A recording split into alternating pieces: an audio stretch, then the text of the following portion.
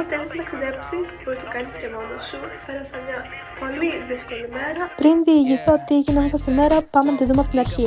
Μπαίνουμε στο καράβι και ξεκινάμε για Πειραιά. Το σνακ είναι αυτονόητο. Και το πρωί ξεκινάω με αυτό το πλάνο επειδή έτρεχα σαν την τρελή και δεν με έβγαλα τίποτα άλλο. Αυτό που πρέπει να κρατήσετε είναι ότι πηγαίνω από Κρήτη Πειραιά για εκπαίδευση πάνω στην επιχείρησή μου, δηλαδή digital marketing, affiliate marketing κλπ. Αυτό το ταξίδι είναι το πρώτο ταξίδι που κάνω μόνη και αυτό το βίντεο είναι αφιερωμένο σε αυτό. Κυριολεκτικά σε κάθε βήμα του δρόμου μου υπήρχε ένας άνθρωπος για να με βοηθήσει.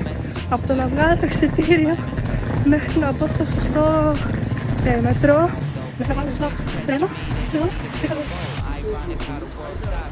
Και κάπου εδώ ήταν το τελευταίο λεωφορείο και έχω γίνει χάλια γιατί έτρεχα μες στην βροχή. Και φτάνουμε επιτέλους στο ξενοδοχείο. Πείτε μου στα σχόλια, εσείς θα ταξιδεύατε ποτέ μόνοι σας? Αν ναι, πού θα πηγαίνατε?